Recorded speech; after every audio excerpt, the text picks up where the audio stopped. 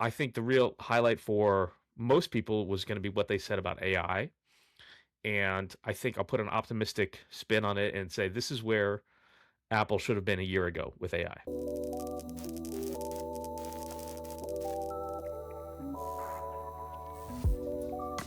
Hello, everyone. Welcome to another episode of The Circuit. I am Ben Bajarin.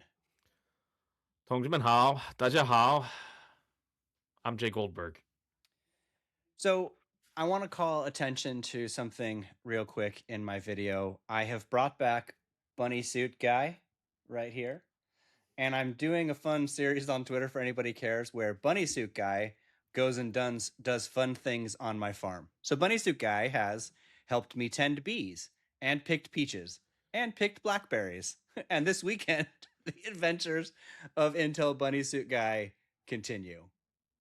So there you go.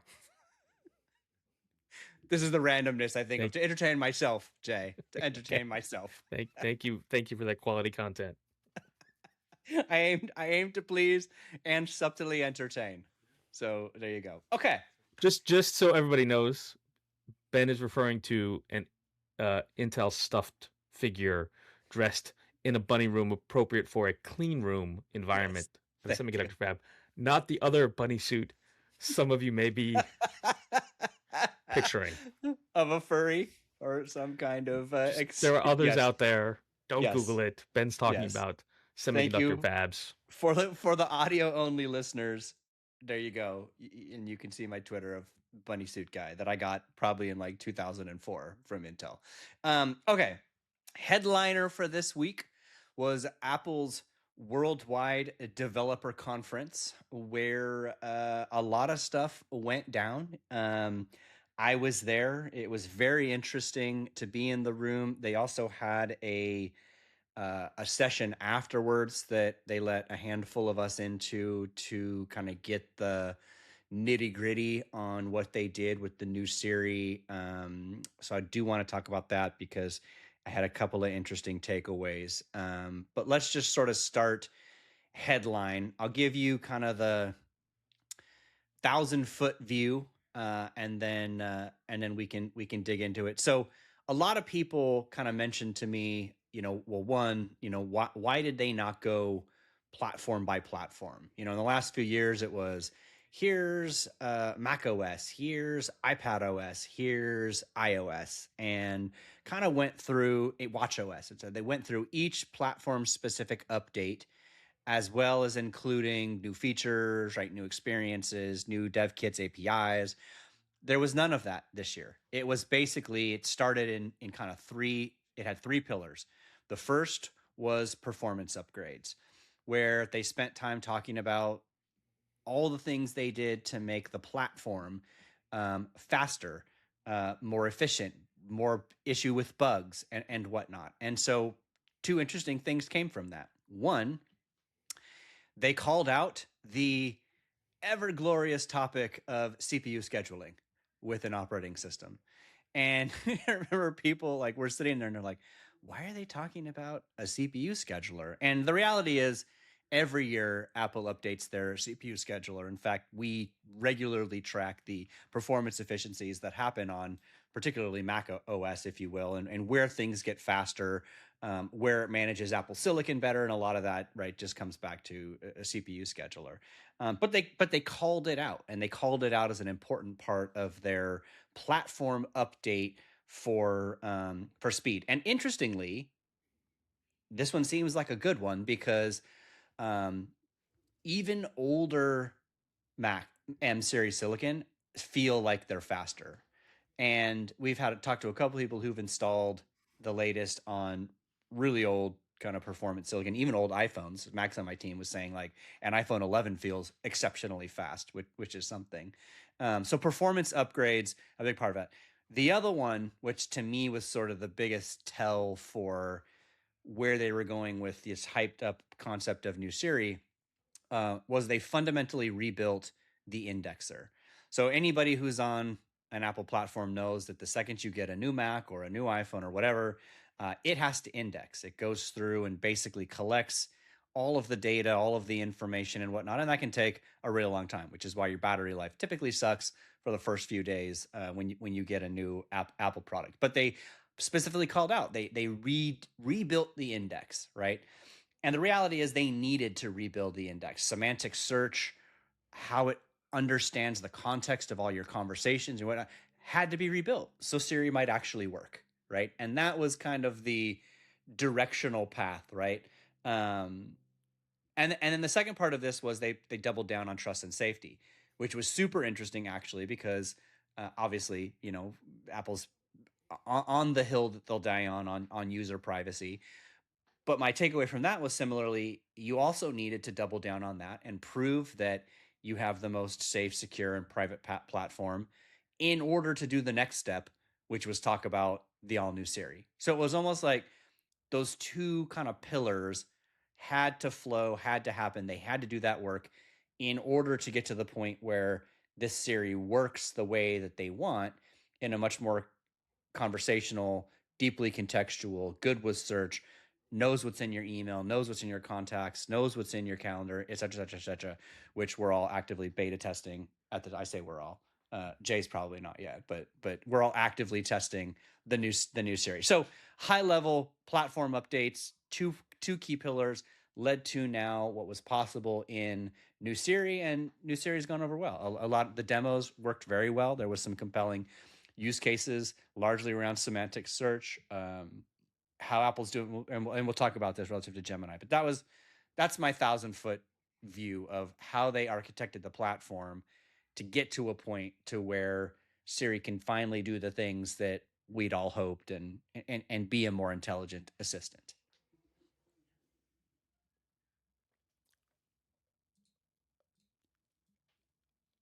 Okay, thank you. Thank you for that. I'm speechless. He was speechless. So, I gotta say, I was a little bit underwhelmed by WWDC. Um, I appreciate your point that schedulers are very, very important.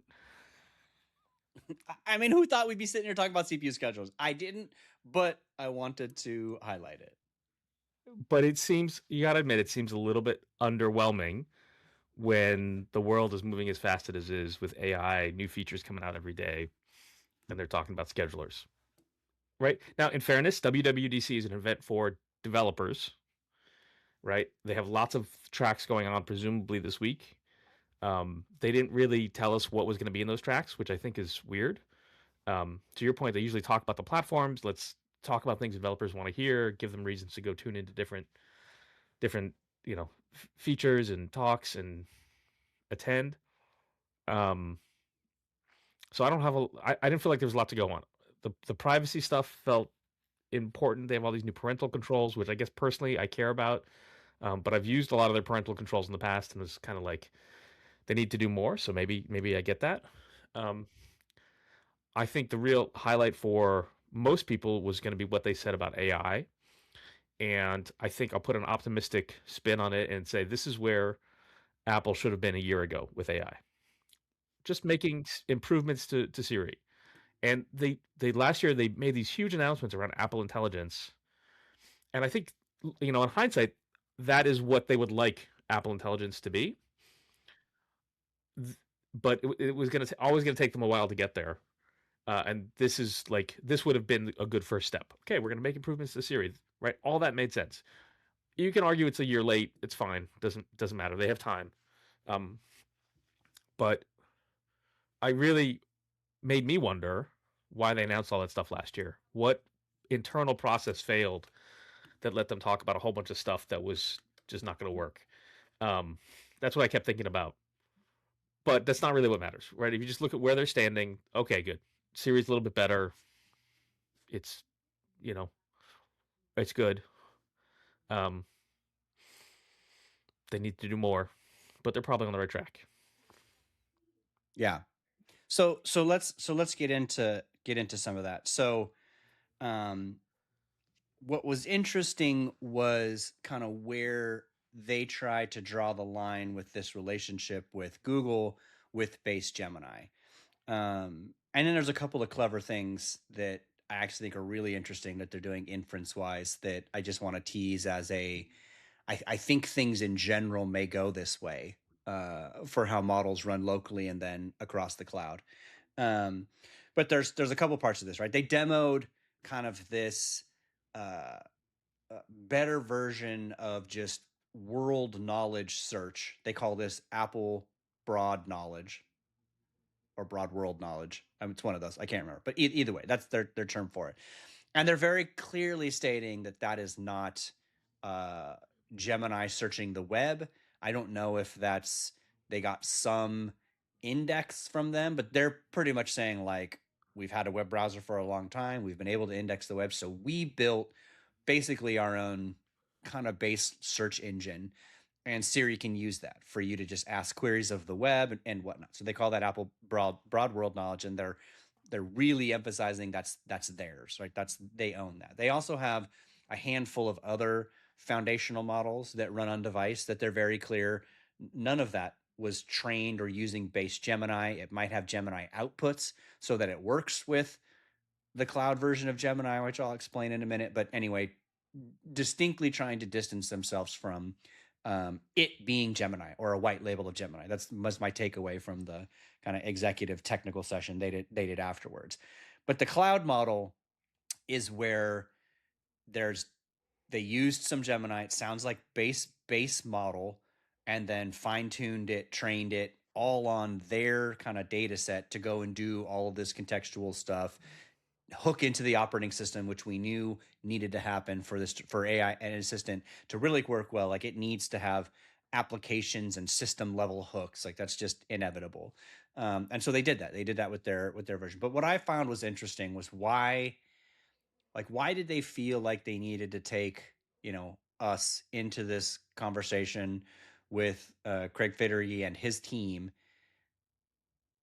and do what they did, like explain how much of this is really theirs and not Google's. And so I thought that was just kind of a high level kind of take. And part of me wonders, like, did they do this for geopolitical reasons?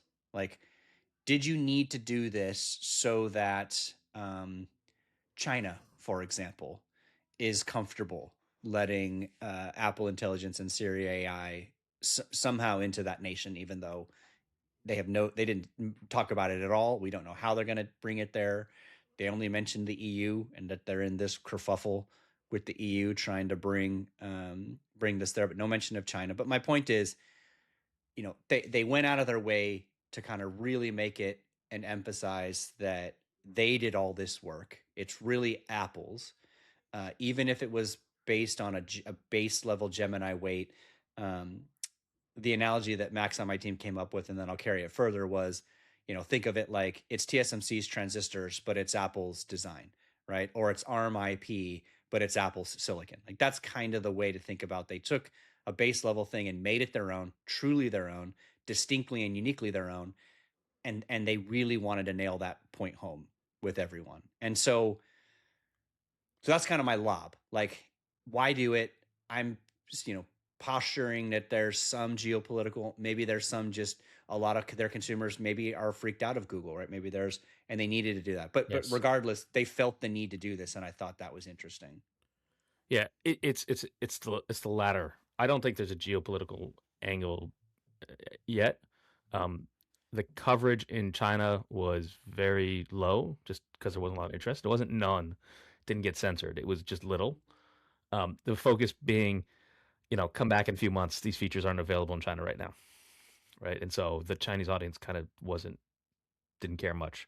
I think it's very much around protecting the Apple brand against the Google brand, because frankly, Google is not seen as being privacy friendly. Really, quite the opposite. And I'm not criticizing Google. I'm just saying the perception of the brand is a pretty big split there. There's a lot and growing concern of privacy, especially around AI, and so Apple, I think, is just laying the groundwork for, hey, this is our stuff. Don't worry, it'll be just as safe as you expect from Apple. But they certainly spent a lot of time talking about their models in like I would almost say too much. Like right? It's just like, and I personally at the end of it was more confused. I read a lot of your commentary and a few other things about it, and I was still like, they're parsing the language in a very strange way to say, like, they kept getting asked, like, are these your models or are these Google's? And they kept saying it's our model, but as we all know, the exact there's a lot of room in that definition of what's our model. Um, it's not Google's model. My interpretation is they somehow have distilled or post trained some version of Gemini that they can say is theirs. That it's all run on their servers that they control. They don't share the data back with Google contractually, um, and that's supposed to give us comfort that it's as private and secure as we have come to expect from Apple. What that means in terms of functionality, it sounds like it's going to be a step behind where Gemini is, right? And Gemini's gotten pretty good. I don't think this is going to be using whatever the latest version of Gemini is. It's always, by definition, it's going to be a few months behind because Apple's going to want to take their version and post train it. Yeah. Yeah, and I mean, you can already tell this. Like, I tried a lot of. I'm on the beta, and maybe this gets better. So I'm not discounting that the fact that I'm on a Dev Zero beta of Apple Intelligence, but broad world knowledge is okay. To be honest with you, if it stays like this, like I'm not using Gemini. Like Gemini's still going to be the thing I go and use for internet search and information. But to me, where this, I guess there's two parts of this. I'm not. I don't think it needed to be on par with Gemini in search. I think where their opportunity is again integration at the systems level, so that you can say, one of the best examples, which we tried. Like it is delightful how well contextual search works now, or their semantic search works now. And so like, Max sends me, reports, or Carolina sends me like a picture from an event, and you literally can just search iMessage now and be like, what was that, report on this and this and this? And it knows it, like it brings it up. It was remarkable that it worked, right? To be honest with you. Or I'm going to Vegas for HPE next week, and all my flight information is in my Mac Mail, and I can be, what's my flight information? What time do I need to be at the airport on Monday? And it worked. Like that's pretty neat, So just, but to me, like those are the kind of things that people will do and enjoy and find useful. But in my brain, they're not thinking I'm using this like smart, intelligent agent slash assistant to go do these things. It's just, I want to do this, right? I Right. want this outcome, and it's kind of invisible, but it works, and that's the productization here that I'm optimistic about, that they're delivering on, and which again, you can tell me if you hate this term. I've thrown it to everybody. To me, this is applied AI. So in the same way that robotics is applied robotics, meaning it's gone from the lab and now it's into the mainstream and being used for mainstream use cases, we know that most consumers aren't using AI for anything other than internet search. That's the broad use case of, call it, the vast majority of consumers that are using it today. This moves it to that functionality, that job you want to do. Find this in my email. Find that song Jay sent me, and open it in music or Spotify, right? Et cetera, et cetera. So this is why I think applied AI is an interesting application where Apple can bring these things to the mainstream in very useful ways, while at the same time, it's not like a chatbot. It can be, but it's not necessarily, because it has system level functionality that it exposes. And so that's making it useful for the mainstream.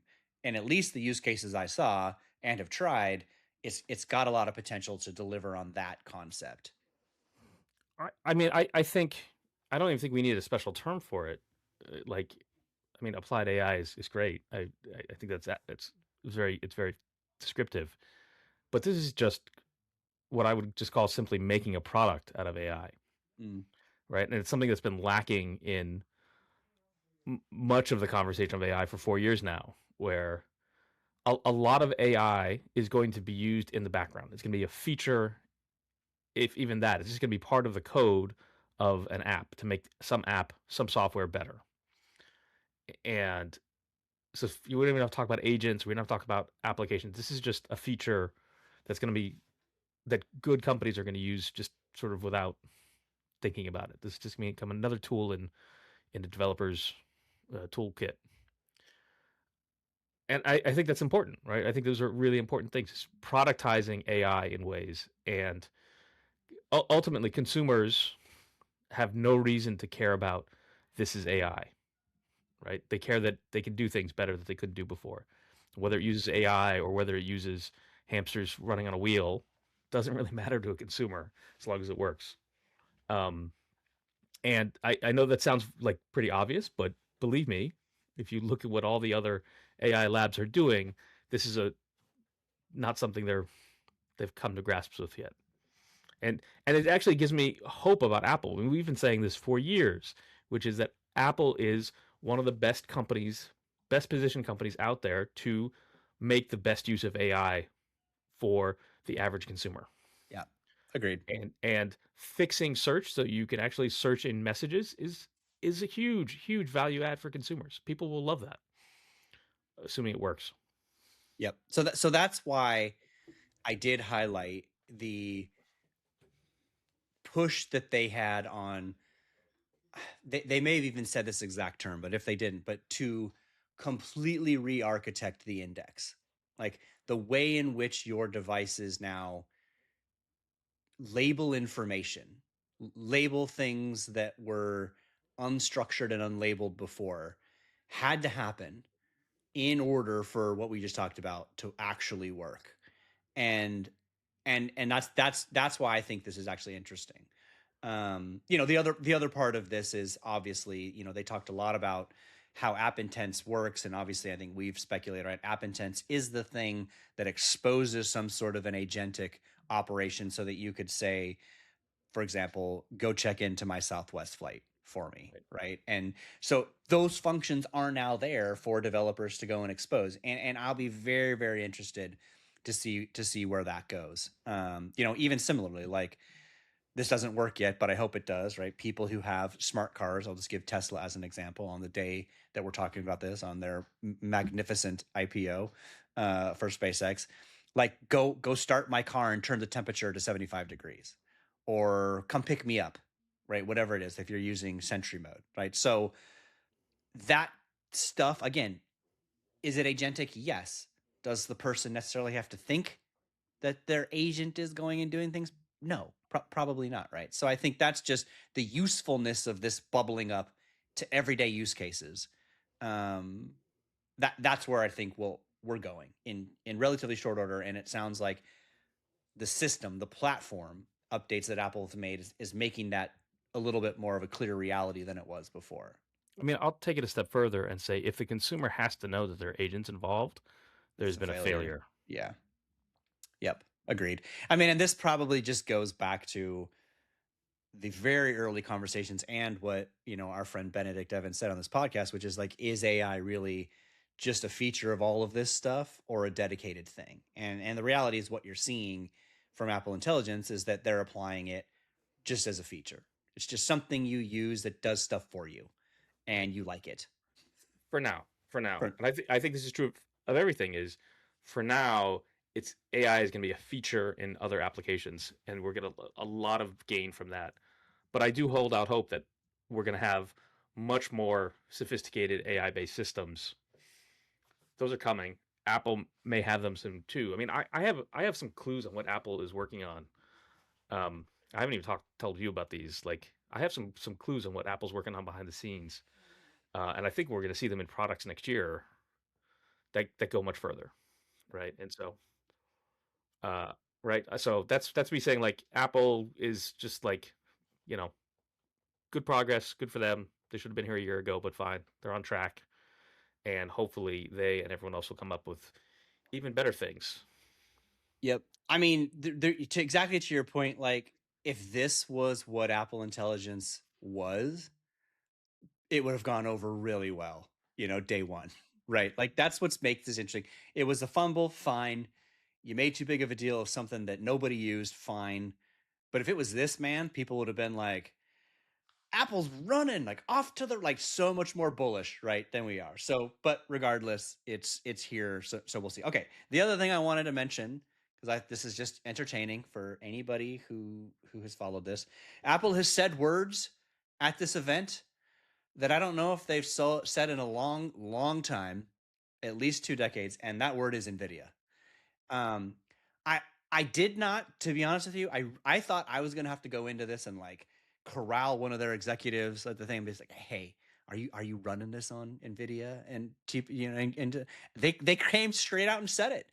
They went out of their way to say we are doing NVIDIA and Intel for confidential compute. And they really in this session made a big deal of confidential compute, which to me was super interesting. Interesting enough that I even wrote an article or report about it yesterday, talking about the idea of protected tokens versus commodity tokens and what that means as a cost tier for infrastructure. Because my default way of thinking about this is like, obviously when Apple comes out and does something, it catches on. Not that everybody wasn't already thinking about private cloud compute and confidential compute, but for enterprises and sovereign nations and uh, you know Apple's a great example of this. Private cloud compute plus confidential compute is a really big deal, and those are going to be more expensive tokens. That's just the reality of it. But they went out of their way to talk about this because NVIDIA has very good confidential compute at the GPU level. And obviously, if Intel is the CPUs some involved in this and some inference, it needs to be confidential. So anyway, all that to say, they made a big deal of other people's silicon and infrastructure, not theirs. Um, and I thought about this, and I was actually on. If anybody's a fan of Ben Thompson, I was on Ben Thompson's podcast the other day, and we talked about this, and he was pretty adamant. Like, I don't think they need to do any custom silicon in the cloud anymore. And I was like, well, maybe. I mean, we know Apple likes to control these things, so maybe not right away, or maybe they don't need to. Maybe they just let others do confidential compute. But regardless, I just thought it was interesting. They specifically named other people's silicon, NVIDIA in particular, under the guise of being credible. I felt they did this to prove credibility.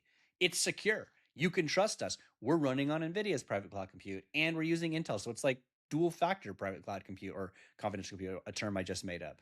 Anyway, you see what I'm saying? Like, it's just interesting that they named this again, that they felt the need to specifically call that out. Some background for those of you who who maybe have broader social life than some of us. Apple hates NVIDIA. Apple's hated NVIDIA back to the dawn of time for. Well, I think the feeling's mutual. Well, there was bad blood going back to like I don't remember when, like a really long time, like back to Steve Jobs' first tenure, maybe. No, maybe not that long. Maybe iMac time. I don't. Decades. Apple needed something from NVIDIA. NVIDIA didn't deliver on time. Back when NVIDIA was, still basically a startup, and Apple was so mad at, the way Apple can get mad at a supplier, they were that mad at NVIDIA.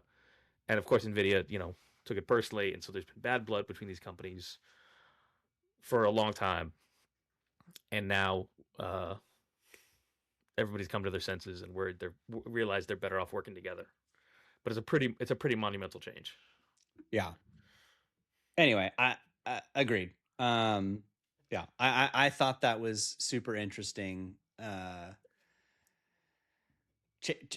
Turning of the tides. So we'll see, right? I again, I could see them continuing to flesh this out with NVIDIA. People were like, "Is that why Google wanted to get infrastructure from SpaceX because they need more GPUs now that Apple is there?" And I will say, like, it's interesting. This Siri beta, you have to kind of get on a wait list when you're this early, like we are. A lot of people have been on that since Tuesday. They're not rolling it out very quickly, and I do think a lot of that has to do with they're monitoring the infrastructure impact to inference a lot of this at scale, because almost everything that, while it happens on device, at least the beginning queries happen there, it's going to private cloud. So they're inferencing a ton in the cloud to pull off these features. So we'll see. But anyway, interesting developments. We'll see how long these relationships hold. But NVIDIA's got another logo to show up and say they power X, Y, and Z.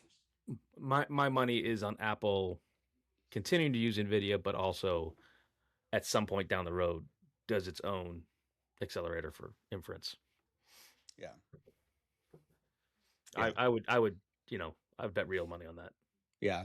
I'd lean that way too, but it's interesting regardless. And I don't think it's, imminent year 1 or 2, but it would make sense at some point. But Yeah, they still got to host it somewhere. Like that's the thing. They still need to put it in somebody else's data center because they're probably not building data centers the scale in which they need to serve, 1.5 billion unique people and 2.5 billion devices at scale. oh no way. Like I actually haven't. As of their last financials, their capex is minimal Right. relative to what their peers are. So we'll know. We'll have pretty good warning. Like, and again, I have no advanced knowledge of any of this. Like I'm just completely guessing, just based on why people do custom accelerators. I think Apple's is a great candidate for it, and eventually they will come around to it, and we'll know because their capex numbers will shoot up through the roof. Yeah, that's true. Okay. Anyway, good dub. We'll talk more about that as we try these things out, I'm sure. Another event happened this week. I went to Nebius's Inflection conference, which really wasn't a news event. It was more, this is my take on it. It was more of like a coming out party to a wider audience. I think a lot of people have been familiar with this company, but we haven't all sat in a room and listened to their executives tell their story, talk about how they're positioned, talk about how they think about serving customers, the software platform. And so that's kind of my take from this event. And they all, executives I talked to, kind of positioned it that same way. Like, we just want people to really hear our story kind of broadly for the first time. And I thought it was good. We had some good conversations with both their co-founders, Arkady and Roman, and a few other executives afterwards on, kind of where they're seeing. I challenged them on some of the narratives that I've heard about them, right? That they're, good on infrastructure, build, racks, but don't own the power and land to the same degree. They obviously, believe they're deeply going into power and land over time in the new data centers. That is going to be 75% self-owned at some point in their roadmap. So, anyway, I thought it was good. I did last week a hyperscalers versus neocloud SWOT, where I basically just looked at everything that we've been hearing from customers of all, let's just say, 6 platforms. I didn't put Oracle in there, but so the hyperscalers and IREN, Nebius, and CoreWeave, and just stacked up their software skills against each other and infrastructure skills. And it's interesting. I did walk away from that thinking Nebius was the closest ish to a hyperscaler than CoreWeave and IREN, and I still came from this event thinking the same. Right? They're not a hyperscaler. They don't have everything. In fact, I do firmly believe that most customers will remain multi-cloud, meaning run some workloads at a hyperscaler and then run some workloads at a neocloud. But I think they have more of that software stack than others, in my opinion, to serve more workloads of that enterprise versus what they need in multi-cloud. So I thought that was positive, right? It helped reinforce some of the things research I'd been doing, but it was a good coming out party, in my opinion, for Nebius. Yeah, I think it was interesting. I was sorry that I missed it. I was still in China. But I really wanted to attend it, and I think one of the big questions hanging over all the neoclouds is to what extent are they real companies, and to what extent are they just landlords or short-term arbitrage in electricity and GPU availability. And you go down the list of the whatever 200 plus neoclouds that are out there, and only a handful really look like they have some sort of sustainable long-term business. And Nebius is high on that list. And Nebius and CoreWeave both have taken great pains lately to say that they're building long-term businesses, that they want to be public clouds like AWS or Azure. Um, both of them seem to have internal capabilities that would allow that. We can debate. I'm sure we will debate between the two who's better positioned, but those two really stand out in the crowd. And not for nothing, Nebius has been a sort of tier two hyperscaler for years. They used to be Yandex, and like not a lot of people here use Yandex, um, but it was a legitimate, technically very capable. They have some very very smart engineers, so they've been in this business for a long time. The question is they've obviously now pivoted very hard to AI, and for the time being, both CoreWeave and Nebius's revenue is dominated by those sort of real estate landlord type businesses. Um, and I think what Nebius here is trying to do is by holding a conference in San Francisco, where the developer community is very deep, they're trying to market their sort of non AI hyperscale businesses to the developer software community, right? And I think that that's sort of the goal of the event is to let people in the software world know, hey, you can use us for more than just $20 billion hyperscale deals. We have a real Yep. suite of software offerings. Yeah, and they to their credit, they had a lot of developers there. I mean, I Right. probably talked to a dozen of developers who were there, either existing customers or people who were there, starting to talk with their teams about how to use them. There's also this very interesting other thread. They have a couple of guys, they have a team dedicated to fleshing out how they'll serve physical AI in infrastructure. And that story wasn't told here yet and is not, but it's bustling. And I actually think that's really interesting because, again, if I am a robotics company, I probably don't need to worry about my AWS software workloads and my ERP systems the same way, right? I need to serve my robots at as zero latency as possible. So I think it's interesting to think about the neo clouds and them in particular as a physical AI infrastructure play also when that market starts to emerge. The other thing that I came away with was I started probing some of their technical folks on tell me about these racks you build. And it's interesting because their logic was um, they they think they could build a more efficient rack than a typical OEM machine. I don't know if this is true. I'm just giving you kind of the way they think about it, right? The way they organize the networking, the way they run the wiring, or the way they handle the power. Um, this is Russian engineering, right, coming to play here. Like they really believe like they could design these things better for their power needs, for efficiency, for latency. I didn't get details of how, but that's kind of like this is what we think about. This is why we do this. We are finding efficiencies to build and then bring NVIDIA components into. So I thought that was actually very interesting. Again, people who are out there, the retailers like loving Nebius will be like, they build their own racks. Like that's why they're amazing. And like, I wanted to know why. And so I don't know if anybody got why, but that's interesting to me how they think about it. And I do think there's some truth to that, but I like that as a strategy for them. The other was I mentioned, things we've talked about before. Like, are you starting to hear demand for CPUs?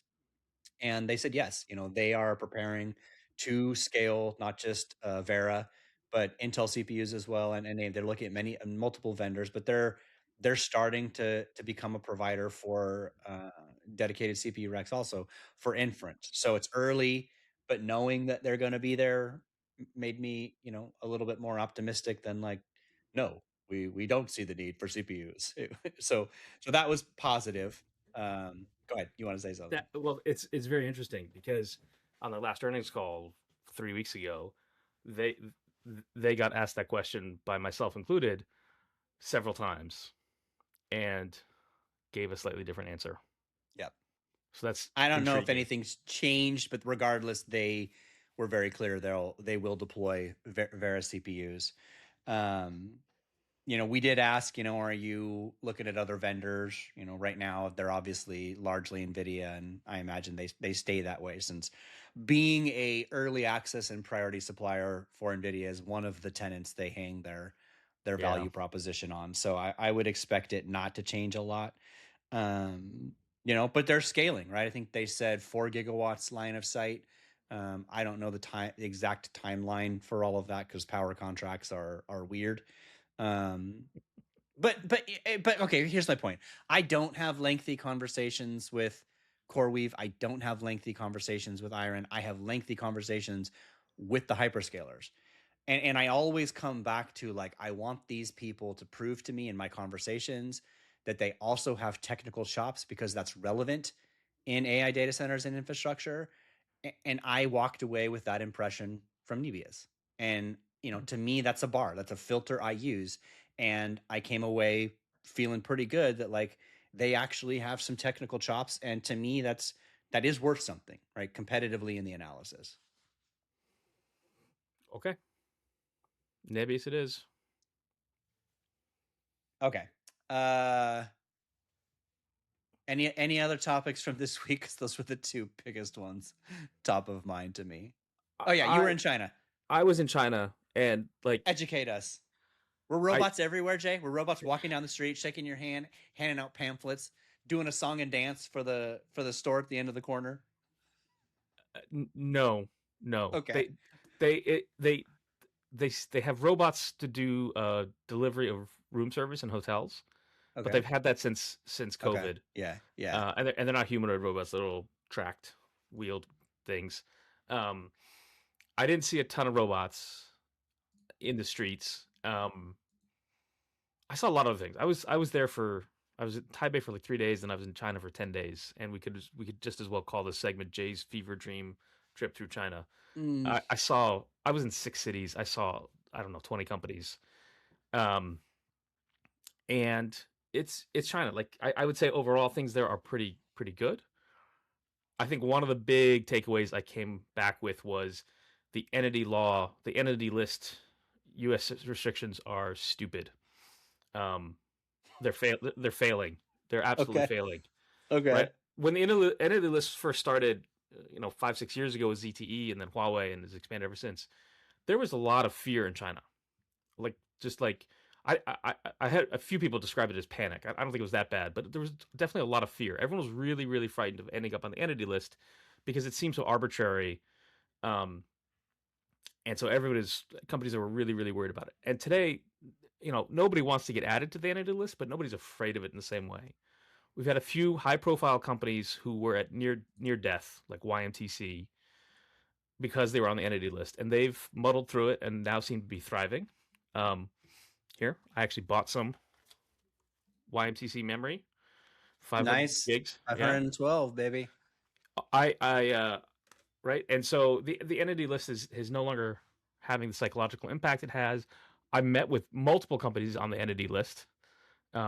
And they were very happy to talk about it and lament the fact that they were on it, but they didn't really get too worried about it. Just like the more you dig into it, the crazier it gets. Like, there was one company I spoke to who was on the entity list partly for their ties to the PLA and partly because they were accused of participating in something pretty bad. Just accused. We don't know if this is actually true. So they're on the entity list. They've been on it for a long time. And I met with them. I've met them a few times. And they had, I was talking to them about a few things, and we got to the subject of where they're getting their components from. And I had assumed, like many companies in China, they're moving towards domestic parts, right? That's a big trend in China, moving towards domestic suppliers. And they said, no, not really. We still get 90% of our critical components from a list of U.S. companies. And I'm not going to name them either, but it's all companies we've talked about before, and you and I have heard of major U.S. tech companies across every part of the industry. And so U.S. companies cannot buy from this company, but U.S. companies can sell to that company. And I don't, at that point, I just don't understand what the entity list is there for. It's like, and then like as I was getting on the plane, there was a new bunch of additions dropped to the entity list. And I haven't seen this. And it's just like, it makes no sense. Like, it's just like, it's pretty much every large Chinese company is getting added to the list now, and there's no clear rhyme or reason. So that's my rant. We need to rethink how we're doing the also, on top of all this, like, the entity list is supposed to be enforced by the BIS, the Bureau of Information Security, whatever standards, Department of Commerce, BIS. How many BIS inspectors are there in China, do you think? You want to guess a number? I mean, I don't, because I don't know, Yeah, but is it small? Is it like a it's handful? 5. It's 5. Okay. It's 5, right? Um, One handful. yeah, it's 5. And they're not allowed to basically do anything, Jeez. right? And so I'm just like, what, the whole thing is just like needs to be rethought. Anyway, sorry, that's my rant. Um, I did see. Let me talk about something happier. I went to go meet with a company called Espressif. Right, you will appreciate this. This is really interesting. Espressif makes like Wi-Fi modules, right? And I know when I first like signed up, I was like, oh, Wi-Fi modules. I've met so many Wi-Fi module companies over the years, and they're all so boring. Like it's just a really tough business. Um, like I've met dozens of these companies over the years, right? And but I went to go see them because I was curious. They're a fairly large company, and they have a nice office building out in Pudong. And they showed me their sort of we walked through their IR deck, and the first slide was like normal, like here are all the products we do, right? And I thought, okay, the next one slide is going to be like we're going to deep dive into each one of those products. Like here's the one with Wi-Fi, and here's the one with Wi-Fi and Bluetooth, right? No, they put up the product slide for like 2 seconds, and then immediately moved on to their slides about social media, right? Mm. This is all our presence on social media, and then they're like, this is our presence on Reddit, this is our presence on YouTube, this is our presence on GitHub, right? And we spent 30 minutes talking about all of their social media activity, and this is a chip company that knows how to market, Hmm. right? And I was like, yeah, you see, I thought this would interest you. It's just like it was really, really, it was fun to see because, right, one like just remember, like they have a huge number of YouTube visits, a huge number of Reddit posts, a huge number of GitHub commits for their open source projects, right? Just remember, in China, those are all blocked, right? You Mm. can't access Reddit from China. You can't access YouTube, and GitHub is very very constrained, right? And so, but they have this big presence on all those things because of the work they've done to market to global users of their product.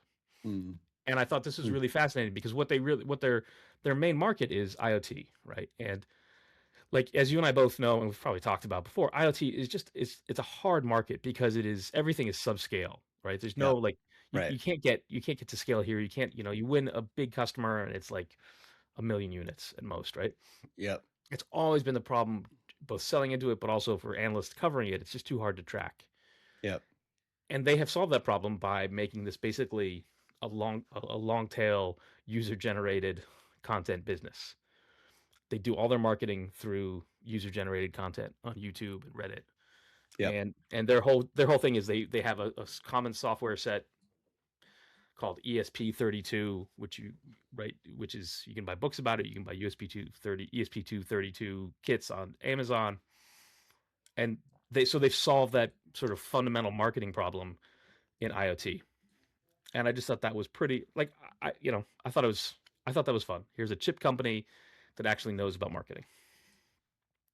So if you want to Very do good. ESP32, I like and then that approach though, but seriously, like that's smart because again, right, to your point, like there are a lot of companies out here who are going to use those types of solutions for their IoT, not just the US vendor.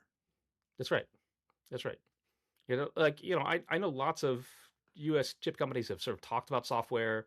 I know one chip company who I will not mention, but whose CEO, one of the terms of his comp package was how many developers they get on the platform, and like they like, but they don't actually. None of them can actually market to that or sell to that. And here's this interesting company in China that has done a really good job of it.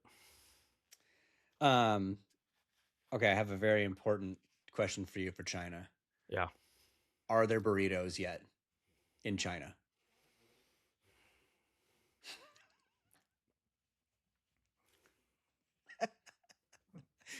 And I ask this because the last time, and this is a long time, almost 20 years now, that I was in China for 10 days, by day 4, I needed a burrito, and they didn't exist.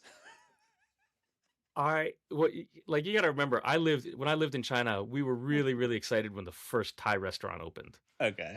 right? So I will say that, like many things in China, the diversity of cuisine has improved remarkably over the last 20 years.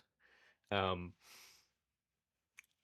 let me also phrase this appropriately by saying I'm somebody who doesn't like the burritos I get in New York City, right? Or most parts of America, sort of Granted, the northern I'm half not of asking America. about the quality of it. Just asking if they exist. Yeah, there are Mexican restaurants in Okay. Okay. China. The Okay. quality of the burritos does not live up to That's my admittedly very high expectations. I'm with you. Yeah, They would not for me either. But dude, Jay, at that point when I was 5 days in, I would have taken anything. I literally would have taken any burrito other than duck and noodles and vegetables. I As had good as that was for 4 days, I loved it. But then I I hit a threshold. yeah I had a lot of tremendous Chinese food while I was there. It's very good. But I will also say the only time I ever eat KFC or McDonald's is in China. Um, For diversity. Yeah. just because, like, yeah, just Something else. some just I hear you. yeah. I hear you. All right, everybody. That was our show. I got Yes, one more thing. one I got more one more thing. thing on the subject of robots. Right, I met a company called Leader Drive, which makes actuators for robots, Yeah.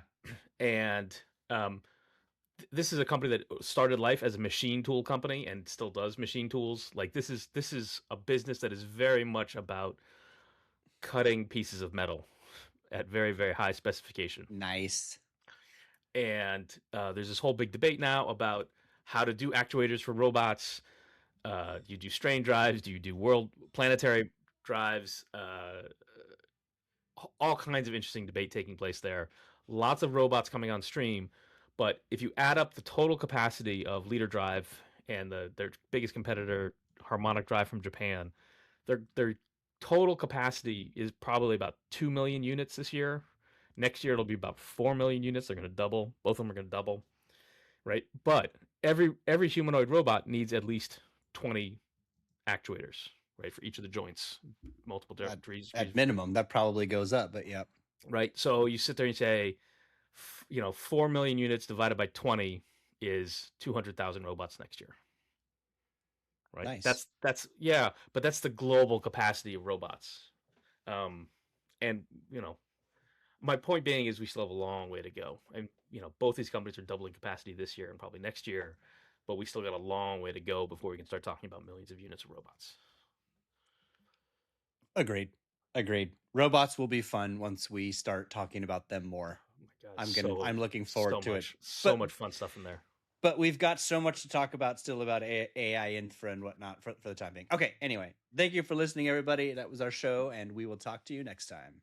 Thank you, everybody, for listening. Have your agents click like and subscribe. Tell your robot to listen as well. All the views.